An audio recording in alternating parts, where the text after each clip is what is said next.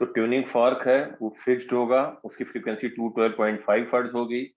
और हम कह रहे हैं कि ये जो सोनोमीटर वायर है यहाँ पे ब्रिजेस लगे हैं, नोड रहेगा। अगर हम ट्यूनिंग फॉर्क को वाइब्रेट करा के इसके पास लेके जाएं तो हम कहें कि अगर सेम फ्रीक्वेंसी, तो इसका मतलब फ्रीक्वेंसी बता सकते हो, किसकी बता सकते हो, सोनोमीटर वायर में जो फंडामेंटल मोड में वाइब्रेट किया तो इसकी फ्रीक्वेंसी वी की वैल्यू √T/μ आएगा।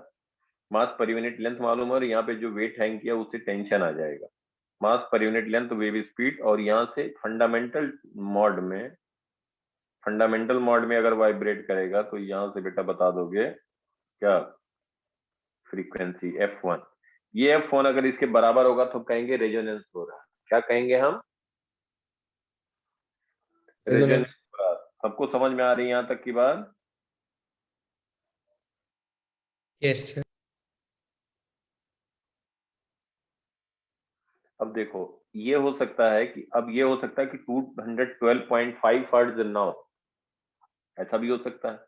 तो हम क्या करेंगे कि अगर नेक्स्ट मोड में वाइब्रेट करेगा, कहा जाए इसके साथ रेजोनेंस हो रहा है, इसका मतलब हम ये कह देंगे अगर ये मान लो कि लेंथ पता है और पूछा जाए कौन से हार्मोनिक में ये कर रहा है, ये तो F1 आया, ये F आया, ये जरूरी नहीं दोनों सेम हो जाए। बात समझ पा रहे हो बेटा? Yes sir. जो ये फ्रीक्वेंसी है ये तो कांस्टेंट है ट्यूनिंग फॉर्क का, इसको जब वाइब्रेट कराओगे तो ट्यूनिंग फॉर्क 212.5 हर्ट्ज देगा और ये फ्रीक्वेंसी F1 देगा। अब F1 देगा, इसका मतलब अगर एट रेजोनेंस, कभी वर्ड यूज किया जाए एट रेजोनेंस, तो अब रेजोनेंस कौन से हार्मोनिक में हो रहा है? फर्स्ट हार्मोनिक में हो रहा है, सेकंड हार्मोनिक में रेजोनेंस हो रहा है। अगर एल की वैल्यू गिवन है, इफ एल इज गिवन, तो यहाँ पे जो फ्रीक्वेंसी होगी 212.5 हर्ट्ज, तो हम बता सकते हैं कौन से हार्मोनिक में होगा at resonance if L is given. तो हम क्या कहेंगे, यहाँ से देखो फ्रीक्वेंसी हम कहेंगे कि जो होगा 212.5 hertz is equal to v upon lambda, कहोगे लैम्डा डैश इज एम। ठीक है बेटा? तो v की वैल्यू मालूम है तो लैम्डा डैश की वैल्यू आ जाएगी, लैम्डा डैश आ जाएगा। अब कहा जाए कौन से हार्मोनिक में वाइब्रेट कर रहा है, इसका मतलब ये फर्स्ट हार्मोनिक हो गया, सेकंड हार्मोनिक में 2 लूप बनेंगे। समझ पा रहे हो बेटा सब लोग? Yes sir. Yes. Third harmonic में 3 लूप होंगे, फोर्थ हार्मोनिक की जो लैम्डा डैश होगा वो होगा n λ/2। एन एन सॉरी, यहाँ पे हम कह सकते हैं जो लैम्डा डैश होगा, लैम्डा डैश ये वेवलेंथ आ गया, तो हम एल की वैल्यू मालूम है, अगर हार्मोनिक पूछा जाए तो हम कहेंगे n λ/2 that should be equal to L. समझ पा रहे हो हमारी बात को? Yes sir. यस। भाई वेवलेंथ तो हमें पता लग गया, यहाँ से लैम्डा डैश की वैल्यू आ गई, लैम्डा डैश आ जाएगा v/212.5 हर्ट्ज। बात अगेन मैं कह रहा हूँ कि जो भी मालूम है वो भी ध्यान दें, ये एक क्वेश्चन की बात नहीं कर रहा हूँ, यहाँ पे नंबर ऑफ क्वेश्चन इसमें इन्वॉल्व है। तो लैम्डा डैश से लैम्डा डैश आ गया, इसका मतलब कि जो वेवलेंथ प्रोड्यूस होना चाहिए इसमें, अब वो कौन सा हार्मोनिक है ये हमें नहीं पता, तो λ/2 तो एक लूप का होगा कि नहीं होगा? दो पॉइंट के बीच ध्यान देना, 2 पॉइंट के बीच ये नोड है, 2 पॉइंट के बीच वेवलेंथ हमें पता है, इसका मतलब अगर इसका टोटल लेंथ दे दिया जाए, वेवलेंथ अगर हमें पता है तो हम कहेंगे कि λ/2 इंटू एन। भाई लैम्डा डैश मान लो ये nth हार्मोनिक हो गया, नहीं मालूम है, nth हार्मोनिक हो गया, तो इस केस में क्या होगा 1 2 3 4 5 6, सिक्स हार्मोनिक, सिक्स लूप बना, तो 6 that should be equal to L. तो लैम्डा डैश यहाँ से हम कह सकते हैं एन की वैल्यू बता देंगे, तो एन की वैल्यू 6 आ जाएगी। समझ पा रहे हो हमारी बात? यस बोलो सर। कुछ डाउट है तो। अगर एल गिवन है तो हम लैम्डा को क्या कर रहे हैं, अगर मान लो इसका मतलब फंडामेंटल मॉड में जब ये वाइब्रेट किया होगा, भाव जब ये सोनोमीटर वायर फंडामेंटल मोड में वाइब्रेट किया होगा तो जो फ्रीक्वेंसी होगी, अब ये रेजोनेंस एट रेजोनेंस की हम बात कर रहे हैं, ये रेजोनेंस के टाइम पे बात हो रही है, मतलब अब फ्रीक्वेंसी क्या हो गई 212.5 हर्ट्ज। अब बताओ भाव बेटा बताओ, अगर हम कहें फंडामेंटल मोड ऑफ वाइब्रेशन में जब ये सोनोमीटर वायर वाइब्रेट कर रहा होगा तो जो फ्रीक्वेंसी होगी वो 212.5 हर्ट्ज से ज्यादा होगी या कम होगी? सर इक्वल होगी। दिव्यम,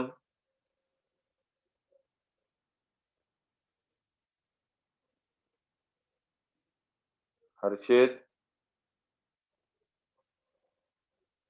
अंजलि, सर सेम रहेगी। ऋत्विक,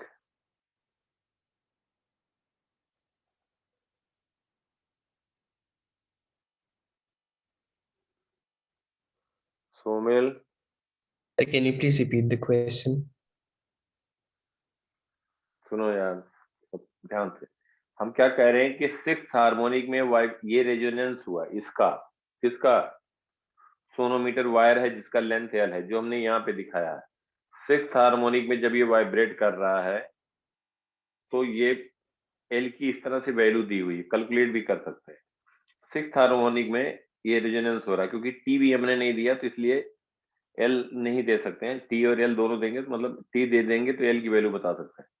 तो सिक्स्थ हार्मोनिक में इसकी फ्रीक्वेंसी वही आ रही है, सिक्स्थ हार्मोनिक में जो ट्यूनिंग फॉर की फ्रीक्वेंसी है। सब लोग ध्यान से सुनो, तो ये 6 लूप बन रहा है, तो जो ये फ्रीक्वेंसी ये वाइब्रेट हो रहा है, जो फ्रीक्वेंसी प्रोड्यूस कर रहा है, वो फ्रीक्वेंसी दोनों एंड फिक्स वाला यहाँ पे कॉन्सेप्ट लग जाएगा ना बेटा, Yes, sir. Both end are fixed of string.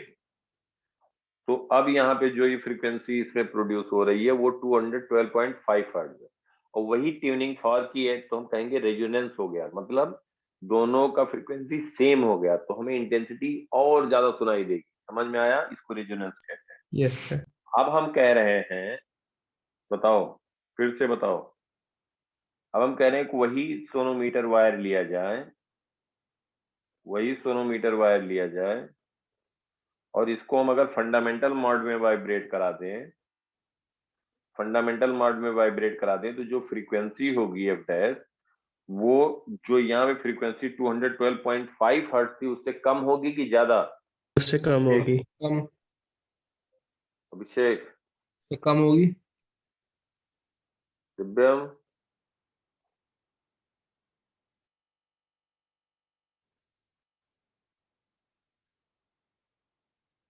भाव, सर कम होगी। कम होगी। अंजलि, ऋत्विक, बोलो बेटा, अरे जो समझ में आ रहा है बोलो, कम होगी। नहीं समझ में आ रहा तो मत बोलो, मैं ये नहीं कह रहा हूं, तो फिर क्या बोलोगे? कम होगी। देखो ध्यान दो, यहाँ पे ये फ्रीक्वेंसी, ये यहाँ पे वेवलेंथ कितना है, ये लैम्डा डैश, ये लैम्डा डैश बाई 2 है, मतलब वेवलेंथ यहाँ पे इस केस में लैम्डा डैश, एक साइकिल का जो वेवलेंथ डिस्टेंस होगा, वेवलेंथ यहाँ पे कम है, और वेव स्पीड इसमें v है। v will depends on tension and mass per unit length, तो फ्रीक्वेंसी जो होगी v अपॉन लैम्डा डैश होगी। यहाँ पे वेवलेंथ ज्यादा है या कम है दिव्यम? ये इसको हम फर्स्ट कहें, इसको सेकंड कहें, सेकंड में वेवलेंथ ज्यादा है कम है? दिव्यम, इज इट ऑडिबल? दिव्यम, ऋत्विक बेटा बोलो,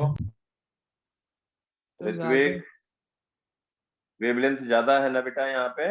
यस सर। वेवलेंथ यहाँ पे ज्यादा है, वेवलेंथ जब ज्यादा है, लैम्डा वन डैश कहते हैं, lambda one dash is greater than lambda dash, wavelength ज्यादा है, वेव स्पीड वही है, तो फ्रीक्वेंसी क्या होगी? F dash will be lesser than F, frequency कम होगी ना यहाँ पे। Yes sir. यस। तो अब रेजोनेंस फंडामेंटल मोड में नहीं हो रहा, फिर अगर हम कह दें कि सेकंड हार्मोनिक में क्या होगा, ध्यान समझो बात को, कुछ नहीं है यार, कुछ नहीं है, फिर कह रहा हूं, देखो ध्यान से। अब कह रहे हैं कि वही वही तुम्हारा सोनोमीटर वायर है, वही सोनोमीटर वायर, वही लेंथ है, वही वेव स्पीड है।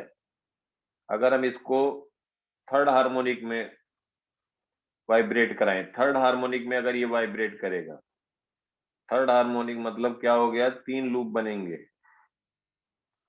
थर्ड हार्मोनिक में 3 लूप बनेंगे, और वो रेजोनेंस, इसकी फ्रीक्वेंसी तब आई थी 212.5 हर्ट्ज जब ये सिक्स्थ हार्मोनिक में था। सिक्स्थ हार्मोनिक मतलब नंबर ऑफ लूप कितने थे? 6। 6। अब बताओ जो फ्रीक्वेंसी यहाँ पे प्रोड्यूस होगी F1 डबल डैश कह दें, ये फ्रीक्वेंसी 212 पॉइंट से F1 double dash F1 double dash 212.5 hertz से कम होगा कि ज्यादा? हर्षित, कम होगा। दिव्यम, कम होगा कम होगा। अब बढ़ाते वेवलेंथ कम होता जा रहा है बेटा ना, देखो ध्यान से, वेवलेंथ कम होता जा रहा है तो फ्रीक्वेंसी क्या होती जा रही? बढ़ती जा रही। इसकी फ्रीक्वेंसी तब हो रही सेम वायर में, ध्यान समझो, सेम वायर में, अभी आगे इसका यूज आएगा। इसकी फ्रीक्वेंसी सेम वायर में, इसकी फ्रीक्वेंसी तब जाके 212 हर्ट्ज हो रही है जब ये हम कहें, जब ये सिक्स्थ हार्मोनिक में मतलब 6 लूप में, सिक्स्थ हार्मोनिक में जब ये वाइब्रेट कर रहा है। समझ में आ गई बात सबको? Yes sir. Yes. तब ये फ्रीक्वेंसी प्रोड्यूस कर रहा है 212.5 हर्ट्ज। तब ट्यूनिंग फर्क के साथ ये रेजोनेंस हो रहा है क्योंकि इसका भी 212.5 हर्ट्ज है। इससे कम ये वेवलेंथ, देखो यहाँ पे ये हो गया वेवलेंथ, ये वेवलेंथ हाफ हो गया। वेवलेंथ की बात करेंगे तो ये हुआ लैम्डा डैश, जो भी लैम्डा हुआ, ये वेवलेंथ हुआ, ये वेवलेंथ ध्यान दो, और ये लैम्डा बाई हाफ हो जाएगा। इसका मतलब 3 लूप, 4 लूप, 5 लूप हम करेंगे तो पहले में फ्रीक्वेंसी अगर रही होगी फंडामेंटल मोड में, तो हम कहेंगे 212.5 अपॉन 6 हर्ट्ज रही होगी फंडामेंटल, F0 या F1। सिक्स्थ हार्मोनिक में 6 टाइम हो करके तभी तो ये आएगा बेटा। Yes sir. Yes sir. तो यहाँ क्या हो रहा है कि रेजोनेंस कराने के लिए हम वेवलेंथ कम कर रहे हैं, मतलब हार्मोनिक पे बढ़ रहे हैं। समझ में आई बात यहाँ तक? क्लियर सबको? Yes Yes, sir. Ritvik, yes Harshit, clear बात? Yes sir. हाँ, अब देखो, अब यही चीज हम क्या कर रहे हैं, ये तो हो गया हमारा, दोनों इंड स्ट्रिंग के फिक्स थे। अब हम क्या कर रहे हैं, यही हम आ रहे हैं ऑर्गन पाइप में आ जाए। जब हमारा, अब देखना ध्यान से, ये ऑर्गन पाइप में वाटर फिल कर दिया गया, यहां तक वाटर है, वाटर। इसका मतलब ये ऑर्गन पाइप इस तरह से बिहेव कर रहा है, इस तरह से बिहेव कर रहा है कि जैसे ये केवल इफेक्टिव लेंथ इसका यही है, क्योंकि यही इसके बाद फिर वेव आगे कुछ पार्ट ट्रांसमिट होगी, कुछ रिफ्लेक्ट होगी, मीडियम चेंज हो रहा है। L1 length, it will behave like, ये पाइप जो है हमारा लेंथ ये है L1 लेंथ। तो यहाँ डिस्प्लेसमेंट एंटी नोड बनेगा, यहाँ डिस्प्लेसमेंट एंटी नोड बनेगा, और यहाँ पे नोड बनेगा, यहाँ एंटी नोड होगा और यहाँ पे नोड होगा। यहाँ तक बात समझ में आई? अगर हम मतलब जो मिनिमम फ्रीक्वेंसी प्रोड्यूस होगा, मिनिमम फ्रीक्वेंसी मतलब, अब हम ये कहते हैं कि जैसे यहाँ पे लेंथ, वहां पे प्रीवियस केस में क्या था, लेंथ कांस्टेंट था, उसमें हार्मोनिक हम बढ़ा रहे थे तो वेवलेंथ कम होता जा रहा था, हार्मोनिक बढ़ता जा रहा था। यहाँ पे क्या कर रहे हैं कि वेवलेंथ, मान लिया जाए कि जैसे हमारा ट्यूनिंग फॉर्क है, ये इसके साथ रेजोनेंस हो रहा है, इसका मतलब हम ये कह सकते हैं कि जो वेवलेंथ होगा वो वेवलेंथ हम बता सकते हैं कितना हो, क्योंकि ये लेंथ L1 लेंथ ले लिया तो हम क्या कहेंगे, lambda by 4 is equal to L1। तो लैम्डा क्या हो गया, 4L1 हो गया। और साउंड वेव, लॉन्गिट्यूडनल वेव की स्पीड दी हुई है v, wave speed of longitudinal wave in air, of longitudinal wave in medium या इन एयर, इसकी इधर एयर ही है, इन एयर, और मीडियम कह रहे कोई बात, जो भी मीडियम है एयर ही है। वेव स्पीड पता है, वेवलेंथ हम कहें, क्योंकि इसकी फ्रीक्वेंसी हमें पता है 212.5 हर्ट्ज, तो हम ये कह सकते हैं कि इसका वेवलेंथ, मतलब ये लेंथ जो होना चाहिए कम से कम, यहाँ पे वेवलेंथ ये क्या होना चाहिए, फ्रीक्वेंसी मालूम है 212.5 हर्ट्ज, वेव स्पीड पता है, अपॉन लैम्डा की जगह क्या लिखोगे बेटा, 4L1। यहाँ से L1 लेंथ आ जाएगा, L1 लेंथ आ जाएगा, मतलब ये कह सकते हो फंडामेंटल मॉड में जब ये वाइब्रेट करेगा तो इसकी लेंथ ये होनी चाहिए पाइप की, तभी ये तो वेव स्पीड पे डिपेंड करेगा। तो वेव स्पीड कांस्टेंट है, दिया हुआ है, देखो ध्यान से, वेव स्पीड कितना दिया हुआ है? 340 मीटर पर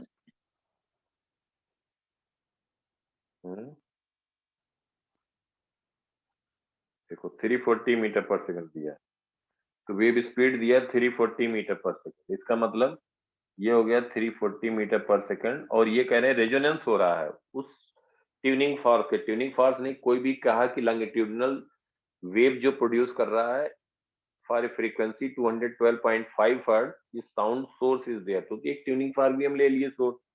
इसका मतलब जब रेजोनेंस हो रहा है तो इससे हम बता सकते हैं कि लेंथ ऑफ पाइप क्या होगी। मिनिमम लेंथ ऑफ पाइप, ये आ गया minimum length of pipe 340/4L1, और L1 की वैल्यू लिखोगे तो 340/4 इंटू 212.5, ये कितना आया बेटा बताओ?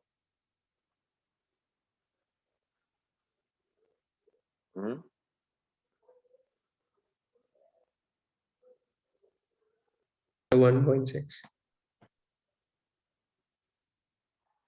3.6 meter long pipe resonates with the source of frequency 212.5 Hz and water level is at a certain height in the pipe.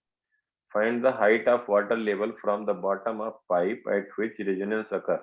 Sir, 6.4. Neglect end correction. Now the pipe is filled to a height at a small hole. तो पहले कहा गया बेटा कि 3.6 meter long pipe resonates with a source of frequency 212.5 Hz when water level is certain height in the pipe. Find the height of water level from the bottom of pipe at which resonance occurs. Neglect and correction. Now the pipe is filled to a height 3.6 meter. A small hole is drilled very close to its bottom and water is allowed to leak. Obtain an expression for the rate of fall of water level in the pipe as a function of h if radii of pipe and hole are this and this respectively. Calculate the time interval between occurrence of first two resonance.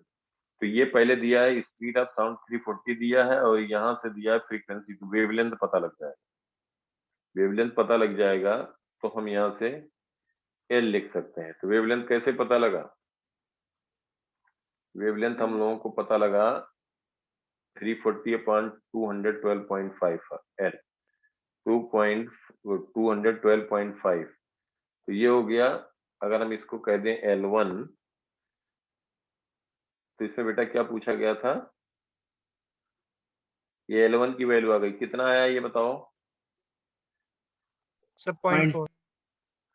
0.4 metre. अब यहाँ पे एक चीज देखो, अब यहाँ पे क्या कह रहे हैं क्वेश्चन में, सब लोग ध्यान देना। यहाँ पे एक स्मॉल होल कर दिया गया, ध्यान से समझो, अभी मैं पूछूंगा अभी नाम लेके।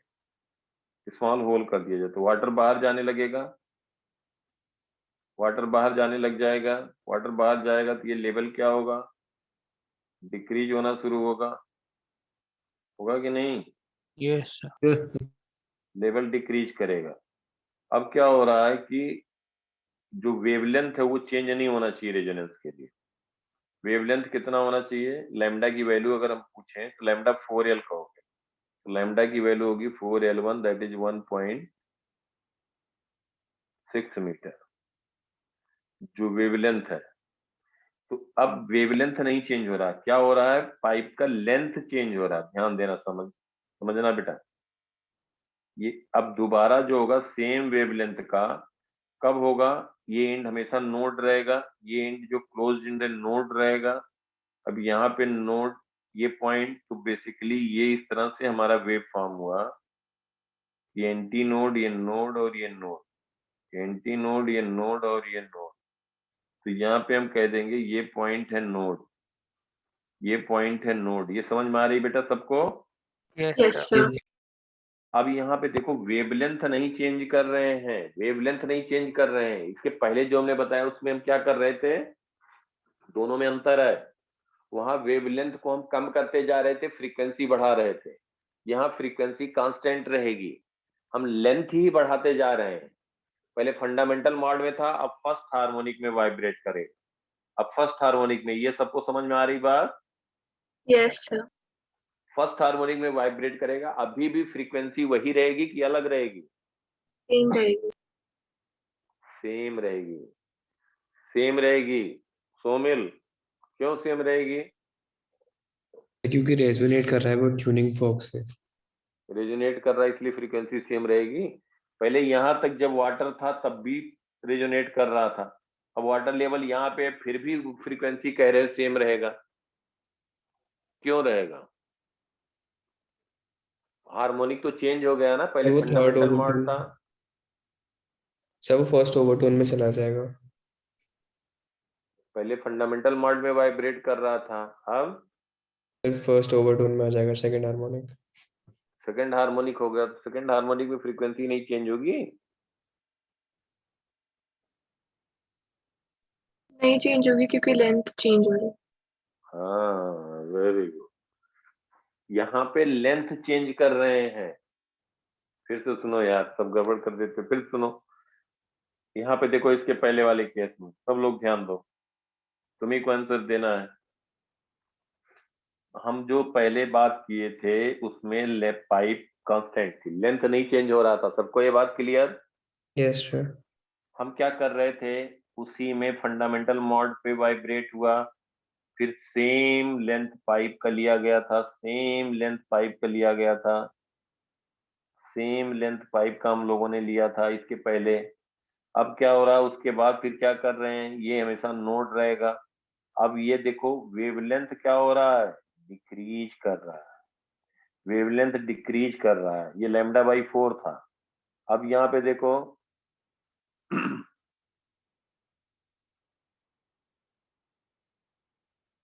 वेवलेंथ कम होता जा रहा है, लेंथ ऑफ पाइप वही है ना बेटा? Yes, sir. Yes sir. तो वेवलेंथ कम हो रहा है और वेव स्पीड मीडियम में सेम है, वेव स्पीड सेम है, और वेव स्पीड सेम है। वेवलेंथ अगर डिक्रीज करेंगे तो एफ क्या होता है, v/λ। अगर लैम्डा डिक्रीज होगा, v कांस्टेंट रहेगा, तो एफ क्या होगा, इंक्रीज करेगा। तो फ्रीक्वेंसी इसमें f1 थी, इसमें हो गया 3f1, इसमें हो गया 5f1, वन एंड क्लोज में। याद आया? Yes sir. क्यों फ्रीक्वेंसी बढ़ी? क्योंकि लैम्डा डिक्रीज कर। क्योंकि लैम्डा डिक्रीज कर रहा है। अब इसी में ध्यान से समझो, सब लोगों को समझ में आ रहा है बेटा? ऋत्विक, हर्षित, पाऊ, Yes, sir. दिव्यम। अब इसी में अगर हम कहें कि ये जो f1 फ्रीक्वेंसी है, ध्यान देना, सर हर्षित वेटिंग रूम में.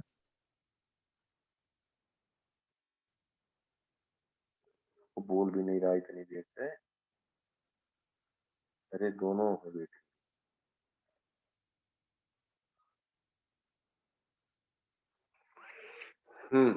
एफ की वैल्यू आ गई बेटा v/λ। देखो देखो देखो, सब क्लियर हुआ।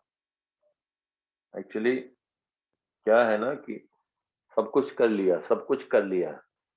अब लास्ट में समझ लो कि जैसे 10 में आउट ऑफ 10 8.58 करीब कर लिया।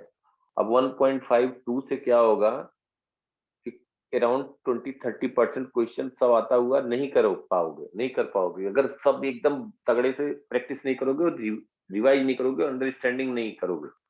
अंडरस्टैंडिंग के बाद, प्रॉपर अंडरस्टैंडिंग के बाद तुम्हें क्वेश्चन भी करना होगा, क्योंकि टाइम भी कम लगना चाहिए। नहीं तो क्या होगा, तुम्हें सब मालूम है, एक होता है बच्चे से गलती हो गई, कैलकुलेशन मिस्टेक हो गया, एक हो गया क्वेश्चन रीड नहीं कर पाया प्रॉपरली, एक हो गया कुछ उसको मालूम ही नहीं है। तो होता क्या, एग्जाम में दोनों बराबर हो गए ना। उनको ये थोड़ी मालूम है कि तुम्हें मालूम है एकदम बिल्कुल, क्या बताएं, इसलिए मिस्टेक हो गया, और एक है उसको पता ही नहीं क्या है।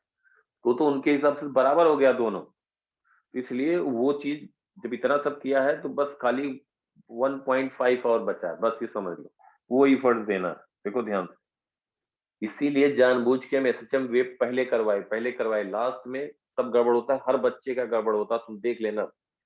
अभी हीट वुड सब आराम से बहुत प्रॉपरली एकदम मस्त समझ में आएगा, सब कुछ एकदम तगड़े से हो जाएगा 11th का। और ये लास्ट में तुम भी गड़बड़ कर देते जितना भी मैं कहता, तो अभी इसलिए ध्यान दो।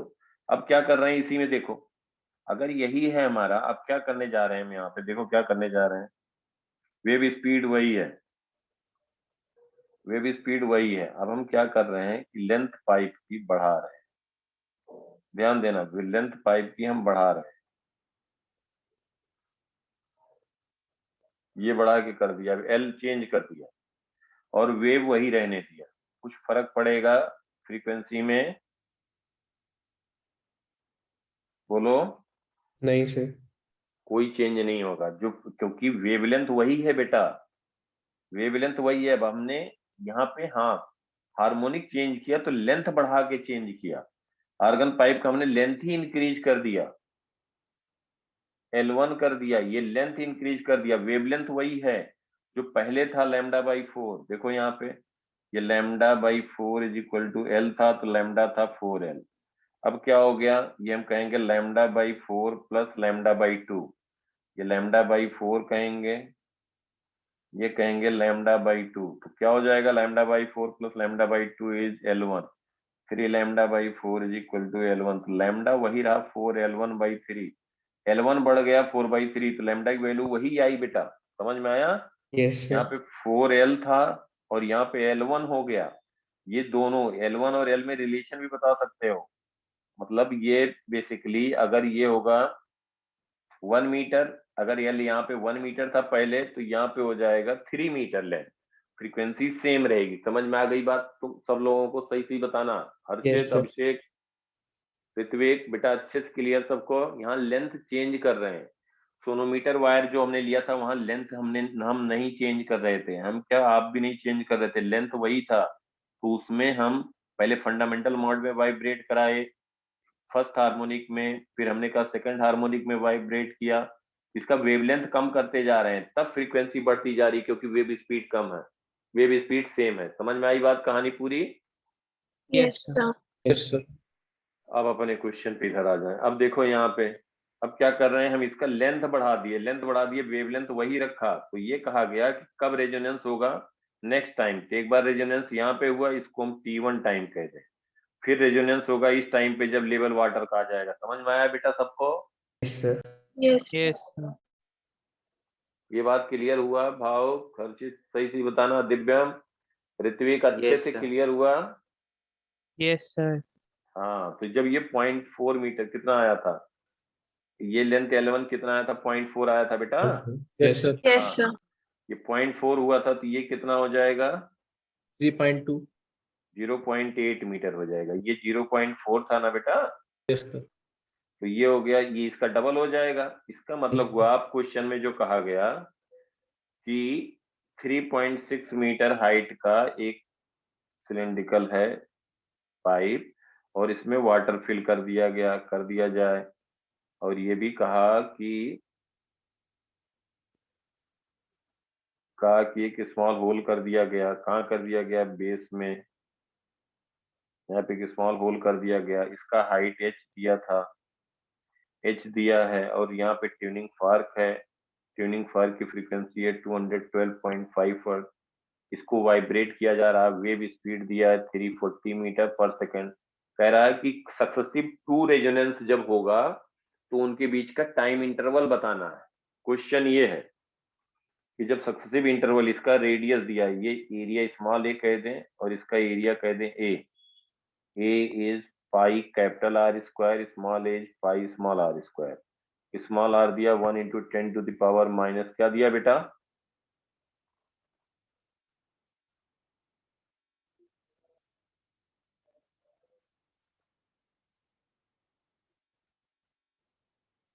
फाइव और 2 × 10⁻², 1 × 10⁻3। तो यहाँ पे कैपिटल R क्या दिया बोलो, 2 into 10 raised to power -2. 2 × 10⁻², ये दिया 1 × 10⁻3, यही दिया ना बेटा? Yes Yes, sir. sir. हाँ, ये रेडियस, ये दिया था आपको एरिया। अब देखो, तो अभी क्वेश्चन ये था कि ये हम लोगों ने देखा 0.4 मीटर जब इसका हाइट हो गया, ध्यान से समझो, जब 0.4 मीटर हो गया, बेसिकली 0.4 मीटर हो गया, 0.4 मीटर, और कैपिटल H है 3.6 मीटर, तो बेस से इसकी हाइट कितनी हो गई, 3.2। 3.2 meter. तब रेजोनेंस होगा। वेव स्पीड ये दिया है, देखो अभी हमने कैलकुलेट किया ना लैम्डा बाई 4, तो वहां से L1 आया था बेटा, इसको L1 मान लिया था, तो lambda by 4 is equal to L1, तो लैम्डा इज 4L1, तो हमने क्या किया 212.5 is equal to 340 upon 4L1 किया, तो L1 की वैल्यू यहाँ से आई 0.4 मीटर। तो इस समय पे रेजोनेंस होगा, उसके बाद दोबारा कब रेजोनेंस होगा, जब यही बात, फिर ये नोड देखना लेंथ बढ़ गया, वेवलेंथ नहीं बढ़ा रहे हैं, वेवलेंथ वही है, समझ पा रहे हो बेटा सब लोग? Yes, sir. Yes. ऋत्विक, भावुक, हर्षित, दिव्यम बोलो। Yes, sir. Yes, sir. पक्का पक्का सबको समझ में आया? Yes, sir. तो अब ये हो जाएगा, ये हो गया आपका 0.8 मीटर, ये हुआ 0.8 मीटर। इसका मतलब ग्राउंड से अगर इसका हम दिखें, ये लेवल कितना हो जाएगा, बोलो बेटा? 3.2 माइनस 0.8, 2.4. 2.4 मीटर। अब ये पूछा गया था एक रेजोनेंस यहाँ पे होगा और सेकंड रेजोनेंस यहाँ पे होगा, थर्ड भी कहीं पे होगा, थर्ड कहाँ होगा, फिर 0.8 मीटर नीचे पे होगा, समझ पा रहे हो बात को? Yes, sir. Yes, sir. तो ये पूछा गया कि time interval between successive resonance, इसका मतलब हो गया कि 3.2 मीटर से 2.4 मीटर तक वाटर लेवल ड्रॉप होने में टाइम कितना लगेगा। क्वेश्चन ध्यान दो, क्वेश्चन में वही चीज, अब देखो यहाँ पे फ्लूइड का भी कॉन्सेप्ट पूछ लिया, उन्होंने कहा कि भाई ये हमारा पाइप है, हमने फिल कर दिया पूरा इसका 3.6 मीटर इनिशियल लेवल तक वाटर फिल कर दिया, पूरा वाटर फिल कर दिया, और इसका जो है एरिया स्मॉल ए है, ये एरिया कैपिटल है, यहाँ से वाटर फॉल हो रहा है। तो आपको ये बेसिकली बताना है कि बेस से ये हाइट है, ये तो हुआ 0.4 मीटर, जब पहला रेजोनेंस होगा ये 3.2 मीटर हुआ, दूसरा रेजोनेंस होगा तो ये तो हाइट हुआ 0.8, या हम टॉप से कह दें तो 1.2, ये 2.4 मीटर, मतलब ये वाटर लेवल जो है, वाटर लेवल है वो 3.2 से 2.4 तक पहुंचने में कितना टाइम लगेगा, क्वेश्चन इज। अब क्वेश्चन ये हो गया, समझ में आई बात सबको? Yes, sir. तो बस कुछ नहीं करना है, अब क्या करना है, हम मान लेते हैं कभी भाई हाइट h है इसका, small h, equation of continuity याद आ रहा है? Yes, sir. Yes. Equation of continuity क्या लिखेंगे, स्मॉल a इंटू वी, एक सेकंड में जितना वॉल्यूम लिक्विड बाहर गया, that is equal to capital A area, capital A into जो इसकी वेलोसिटी होगी, जो इसकी वेलोसिटी होगी डाउनवर्ड, क्या कहेंगे, dh बाई dt। अब यहाँ टाइम के रिस्पेक्ट में डिक्रीज कर रहा है h, इसलिए निगेटिव लिख रहे हैं इस, और v क्या होगा, v होगा √2gh, याद आया? Yes, sir. √2gh, तो a into √2gh is equal to a minus a dh by dt।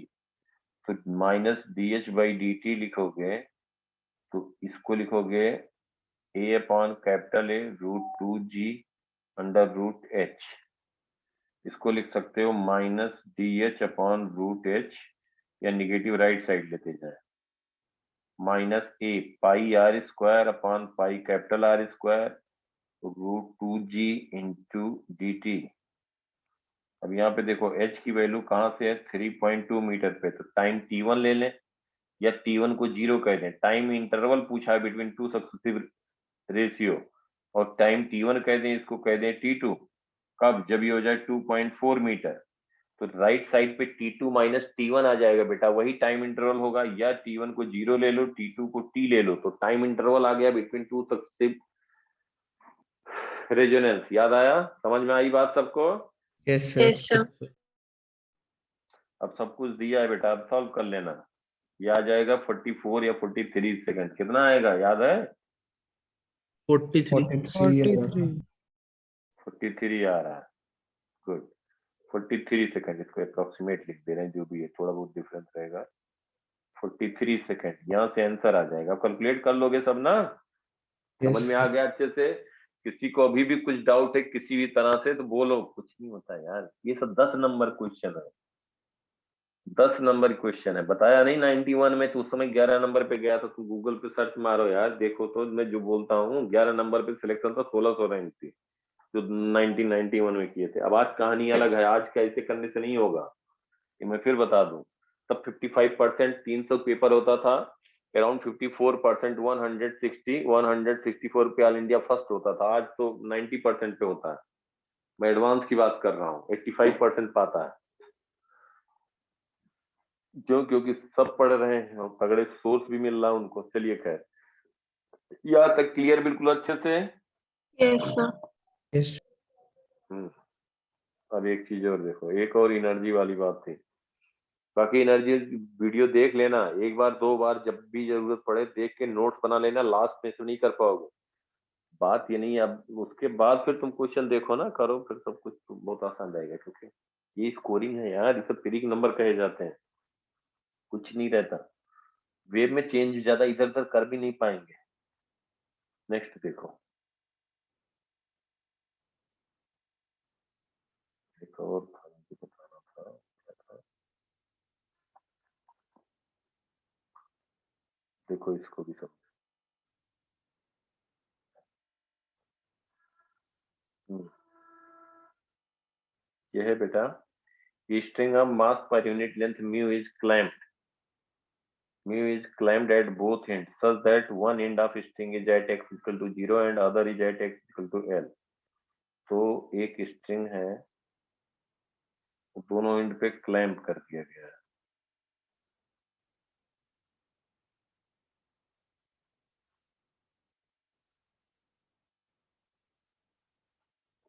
इसका मास पर यूनिट लेंथ दिया है म्यू केजी पर मीटर, तो जो दिया उसको मार्क कर दो। such that one end of string is at x equal to 0, ये x equal to 0 पे, and other end is at x equal to l, और दूसरा end x equal to l पे, तो सीधे ये कह सकता है लेंथ इसका स्ट्रिंग का l है। When string vibrates in fundamental mode, देखो, when string vibrates in fundamental mode, fundamental mode मतलब ये हो गया, इसमें जब ये फंडामेंटल मोड में वाइब्रेट कर रहा है, amplitude of the mid point O of string is a, तो यहाँ पे जो स्टैंडिंग वेव है या स्टेशनरी वेव है, इसका एम्पलीट्यूड कितना दिया बेटा? ए। जबकि हम लोग क्या लिखते थे, एक्स जीरो से अगर हमें लिखना हो एम्पलीट्यूड, तो याद करो हमने ए आर क्या लिखा था पहले? 2a sin kx। हाँ, 2a sin kx लिखा था। क्यों लिखा था? क्योंकि दो वेव थी जो ट्रेवल कर रही थी, एक पॉजिटिव एक्स में इसका एम्पलीट्यूड ए था, और दूसरी वेव थी जो लेफ्ट वर्ड ट्रेवल कर रही है, इसका भी एम्पलीट्यूड ए था। तो इन दोनों का रिजल्टेंट मिला करके जो हमने स्टैंडिंग वेव की बात की थी, तो उसका एम्पलीट्यूड क्या कह दिया था बेटा? 2a। याद आया? Yes. Yes, sir. Yes। हमने लिखा था 2a कहाँ से आया था? एक राइट वेव जा रही थी, मैं लिख देता हूँ इसलिए कि एकदम बिल्कुल तगड़े से याद आ जाए। ए साइन, इसको हम कहेंगे राइट वेव जो जा रही है sine k x minus omega t, ये लेफ्ट वर्ड जा रही है, तो इसका इक्वेशन हो जाएगा plus A sine k x plus omega t, जो लेफ्ट वर्ड जा रहा है, दोनों को जब सम करेंगे तो A sine C plus sine D, sine C plus sine D, 2 sine C plus D by 2 into cos C minus D by 2, तो 2 sine k x into cos omega t, ये आया था 2a sign k x cos omega t. ये 2a sign k x was amplitude, याद आया? Yes. Yes, यहाँ पे sir. कह रहा है कि मीन पॉइंट ए पे जा रहा है, इसका मतलब 2a की जगह पे ए है, और ये जो दो वेव से स्टैंडिंग वेव बन रहा, हर एक वेव का एम्पलीट्यूड ए बाई 2 होगा। जो राइट वर्ड जा रही है ए बाई 2 है, लेफ्ट वर्ड जो आ रही है रिफ्लेक्ट होकर के ए बाई 2 है, दोनों मिल करके जब सुपर इम्पोज हो रहे हैं तो ए हो रहा है। समझ में आई बात बेटा? Yes, sir. हम्म। अब पूछा गया है tension in string is T, find the total oscillation energy stored in string. Total energy, ये भी एडवांस का क्वेश्चन है, बताओ क्या है यार इसमें, है क्या है?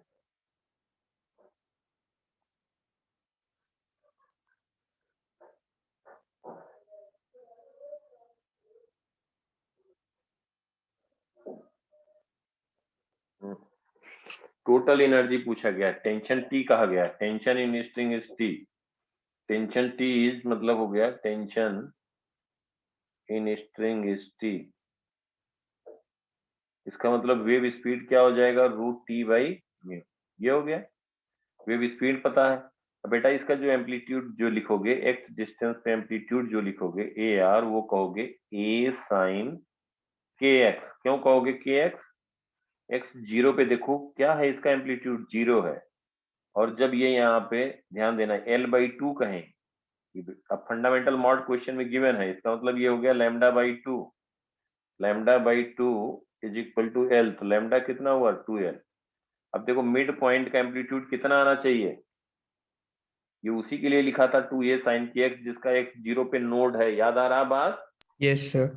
बस एम्पलीट्यूड a लिख देंगे यहाँ 2a की जगह, तो क्वेश्चन में क्योंकि दिया है, वही इसीलिए ऐसा दिया है कि अंडरस्टैंडिंग जिसको होगा वही तो 2a की जगह a लिखेगा, नहीं तो ये दिया है एम्पलीट्यूड, कुछ नहीं देखना है, 2a साइन के एक्स पढ़ा है, शुरू हो गए तो फिर कुछ और आंसर आएगा, तो इसीलिए रहता है कि जिसकी अंडरस्टैंडिंग होगी वही ये पकड़ पाएगा। देखो बात ध्यान से, कुछ है नहीं, तो क्या लिखोगे, ए आर की वैल्यू ये है, अगर चेक करना चाहो तो ए साइन के क्या लिखोगे 2 पाई बाई लैम्डा, एक्स क्या लिखोगे, एक्स हो जाएगा L by to, L by to कितना होगा बेटा, लैम्डा बाई 4 लैम्डा होगा बाई कि नहीं, lambda by 4, lambda lambda cancel हुआ, 2 2 कैंसिल हुआ, साइन पाई बाई 2, ए आया कि नहीं मिड पॉइंट, यस और जब वही वही एक्स की जगह एल लिखोगे, एक्स की जगह एल लिखोगे तो L is lambda by two, for x is equal to L by two, for x is equal to L, तो क्या आ जाएगा ए साइन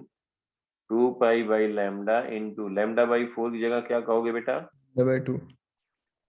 लैम्डा बाई 2 कहोगे, एल देखो जीरो आ गया, सही है, बिल्कुल सही है, मैं ये सब दिखा रहा हूँ तुम्हें, अब ये जरूरत नहीं है, लेकिन इसलिए कि अंडरस्टैंडिंग और पक्की हो जाए, बार बार रिपीट कर रहा हूँ। इसकी टोटल एनर्जी पूछी गई है, तो एनर्जी एक बात बताओ अब मुझे, दिव्यम भाव हर्षित अंजलि, जब ये हम जो येलो से दिखा रहे हैं इस स्टेज में होगा, टोटल एनर्जी स्ट्रिंग की किसमें, पोटेंशियल एनर्जी है कि काइनेटिक, की दोनों एनर्जी है, जो येलो से दिखाए हैं उस स्टेज पे जब स्ट्रिंग होगी, Potential. Potential. वेरी गुड हर्षित, टोटल एनर्जी पोटेंशियल, हर पार्टिकल रेस्ट में है इस मोमेंट पे, और हर पार्टिकल रेस्ट में है, ग्रीन वाले भी सिचुएशन में हर पार्टिकल रेस्ट में है, इलास्टिक पोटेंशियल एनर्जी टोटल है।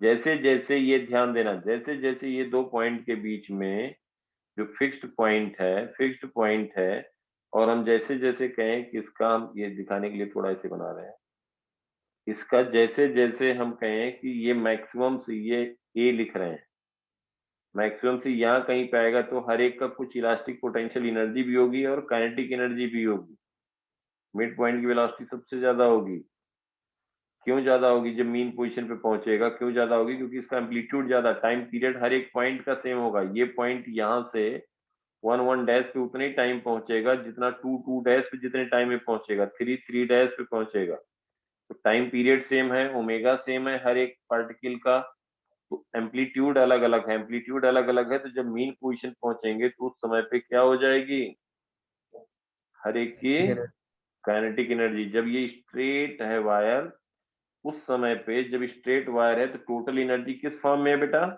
Kinetic energy. काइनेटिक एनर्जी, और ये हम कहेंगे कि जो मिड पॉइंट है उसकी स्पीड सबसे ज्यादा है, उसके बाद स्पीड कम होती जाएगी, इसकी हो जाएगी जीरो, इसकी स्पीड कम हो रही है, कुछ टाइम के बाद एक समय आएगा कि जब काइनेटिक एनर्जी इसकी मैक्सिमम होगी, मतलब इस डायरेक्शन में जा रही होगी, तो इस तरीके से भी दिखा सकते हैं, तो टोटल एनर्जी पूछा गया, तो जब स्ट्रेट है तो हम काइनेटिक एनर्जी लिख दें टोटल वायर की, वही टोटल एनर्जी हो जाएगी बेटा ना। Yes, sir. Yes, sir. अब हर एक का स्पीड अलग अलग है, तो हम कहेंगे एक्स डिस्टेंस पे हमें एम्पलीट्यूड पता है, तो dx लेंथ लेते हैं, dx इसलिए लेते हैं कि dm मास आ जाएगा, dm मास क्या हो जाएगा, म्यू dx, मास पर यूनिट लेंथ दिया है स्ट्रिंग का, और dx कहेंगे तो म्यू dx हो गया, dx is very small tending toward zero, समझ में आ रही बेटा सबको। Yes Yes, sir. sir. अब इसका स्पीड देखो, तो यहाँ पे जो x डिस्टेंस पे है dx, इसकी स्पीड जब कहोगे तो क्या कहोगे, omega into A R, A R क्या कहोगे, ए साइन के एक्स, याद आया, Yes, यही तो sir. एम्पलीट्यूड है एक्स डिस्टेंस पे। Yes, sir. तो ये डीएम मास जो हुआ, जो डीएम मास है, ये जो डीएम मास है, इसका डीएम मास का, ये जो डीएम मास है, मास डीएम है, इसका हम कह सकते हैं काइनेटिक एनर्जी। क्या लिखोगे, kinetic energy, d total energy कहते हैं, डी कहते हैं। ये लिखोगे half d m, d m is mu d x into v square, v square क्या कहोगे बेटा, Omega is sin kx. Sine square k x. वैसे भी इंटीग्रेट कर लोगे सब लोग। Yes, sir.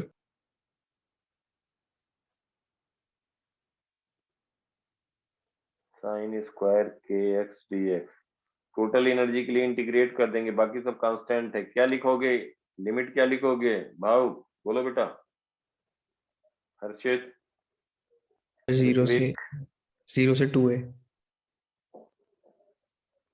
0 से 2 ये लिखेंगे। ऋत्विक, A से 0 से L आएगा.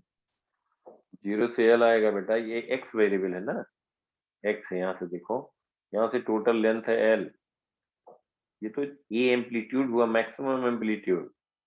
अगर हम पूछें कि जो पार्टिकल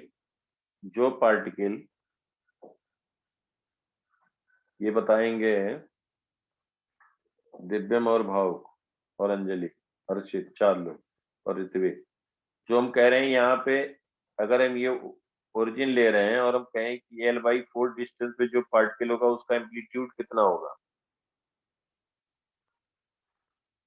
ये हम कह रहे हैं x की वैल्यू L/4 पे जो पार्टिकल होगा उसका एम्पलीट्यूड, x = L/4 पे एम्पलीट्यूड ऑफ पार्टिकल।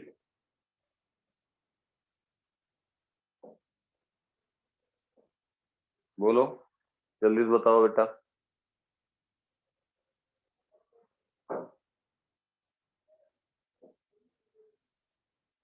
ले आए. बोलो तो, कोई भी बताओ, Somil, A Abhishek by root 2. है। A by root 2. Yes, sir. बेटा x डिस्टेंस पे A R A sine k x है, ए साइन के, के मतलब 2π/λ, x की वैल्यू हम क्या कह रहे हैं, L/4 पे, L/4 पे ध्यान देना, x की वैल्यू L/4 पे, और ये तुम्हें λ/2 = L है। L/4 जब कहोगे, L/4 तो λ/8 आ गया, लैम्डा के टर्म में, या वैल्यू रख दो λ/8, या लैम्डा को L के टर्म में लिख दो, तो एक देखो ध्यान से, तो यहाँ से 2/4 क्या आ गया, a/√2। या कोई कहे कि नहीं सर हम ऐसे नहीं लिखते, तो किसी तरह से लिखो, a साइन 2π/λ, तो लैम्डा कह दोगे 2L, देखो यहाँ से लैम्डा 2L है कि नहीं। किसी ने कहा नहीं सर हम ये नहीं लिखते हैं, हम लिखेंगे लैम्डा 2L, तो लिख दो लैम्डा 2L। फिर कहाँ पे कहा गया, x L/4 पे जब है, L/4 पे, तो L कैंसिल हुआ, 2 कैंसिल हुआ, साइन π/4 आया, तब भी आया a/√2। समझ में आई बात। Yes, sir. Yes, sir. जो x = L/4 पे उसका एम्पलीट्यूड जो होगा वो a/√2 पे ऑसिलेट कर रहा होगा, जो x L/2 पे है उसका एम्पलीट्यूड a होगा, जो x L पे है उसका एम्पलीट्यूड 0 होगा, जो 3L/4 पे होगा, 3L/4 पे उसका भी एम्पलीट्यूड a/√2 होगा। समझ में आया। Yes, sir. Yes. अब ये एनर्जी लिख दोगे तो ये एनर्जी आ जाएगी, देखो इसको 0 to E। अब यहाँ पे जब इंटीग्रेट करते हैं तो ध्यान देना, cos 2 theta = 1 - 2 sin square theta, तो हम यहाँ पे लिखते हैं साइन स्क्वायर थीटा को लिखते हैं 1 - cos 2 θ/2, तो ऐसे लिख देंगे, लेफ्ट हैंड साइड हो जाएगा E = ω² A²μ/2 sign square k x, sign square k x को कहोगे इंटीग्रेशन 0 to L, ध्यान देना, साइन स्क्वायर के एक्स को लिखोगे 1 - cos 2kx/2 इंटू dx। समझ में आई बात बेटा। Yes. 11th वाले घबराओ नहीं, ये सब अभी जब पढ़ोगे यार इंटीग्रेशन, तो ये सब क्या लगेगा क्या कर रहे थे। देखो यहाँ पे 1/2 dx 0 से l minus cos 2 kx dx 0 to l cos bx कह दें dx कितना होता है integration 1/b bx by b. sin bx, यही होता है ना बेटा। Yes, sir. सबको नहीं पता है तो लिख लो, जिनको नहीं पता है। नहीं, मैं तुम लोग नहीं कह रहा हूँ, 11th वालों को नहीं मालूम हो सकता है। मालूम है बेटा कि नहीं? बताया तो था मैं, Yes, sir. तुमने बताया था और इतना कहा था, इतना ही जरूरत पड़ेगा, उसकी मैं आगे नहीं कहीं जरूरत पड़ रहा, जितना बताया था अगर याद होगा तो। मैंने कहा पूरे फिजिक्स में जरूरत पड़ेगी। अब यहाँ पे देखो तो ई की वैल्यू आ जाएगी, ई आ जाएगा omega square A square mu by 2 1/2 और ये हो गया एल माइनस 0 माइनस, यहाँ लिखोगे तो 1/2 के sine 2 k x, lower limit 0 upper is l. देखो तो ये हो जाएगा E is equal to omega square A square mu by 2, 2 बार 2 तो नहीं लिख दिया, ठीक, हाफ एल माइनस 1/2 के, देखो sign of 2 K is 2 pi by lambda, 2 pi by lambda, lambda is nothing but 2l into L minus sine 0, L cancel हुआ, 2 cancel हुआ, sine 2 pi, sine 2 pi is 0, तो ये भी 0 होगा, तो ये पूरा टर्म 0 आ गया, this is tending toward 0। E energy आ गई omega square A square mu L by 4। अब ध्यान देना क्वेश्चन में जो दिया है वो क्या क्या दिया है, जो दिया उसी क्वांटिटिक टर्म में आंसर लिखेंगे।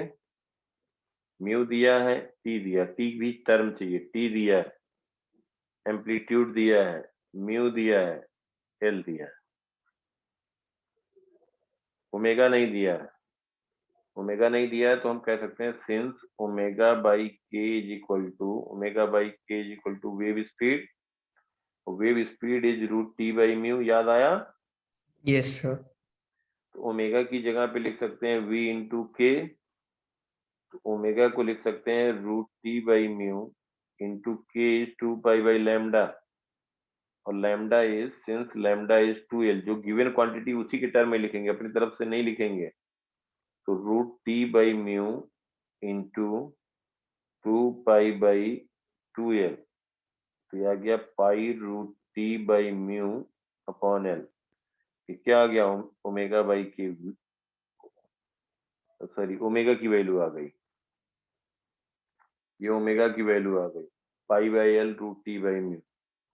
तो ओमेगा की स्क्वायर करेंगे, ओमेगा की स्क्वायर करेंगे तो क्या हो जाएगा,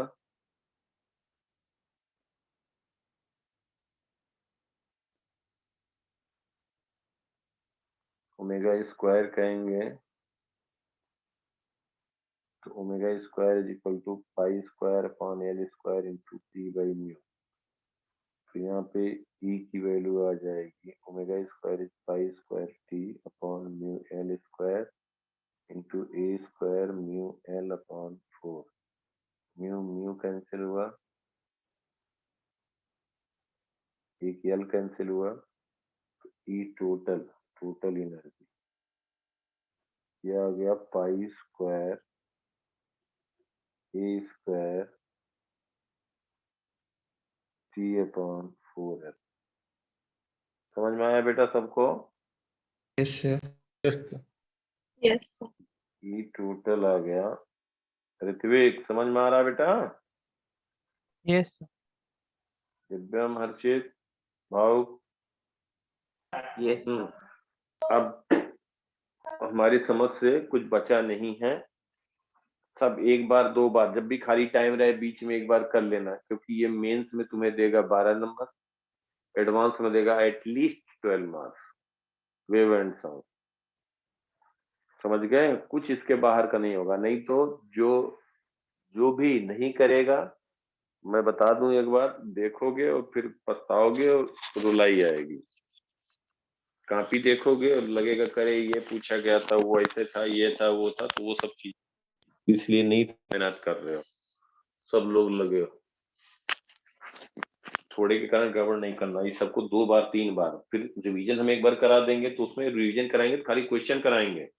हाँ, वहां पे हम पकड़ लेंगे, जहां पे दिक्कत होगी उसको रिपीट कर देंगे। जैसे कल ही हम रखते रखते पकड़ लिए, मुझे लग गया कि यहाँ पे गड़बड़ है मामला, तो आज फिर उसको हमने कर दिया। ठीक है बेटा, यस सर। अब शुरू करते हैं नया टॉपिक, प्रॉपर्टीज ऑफ मैटर।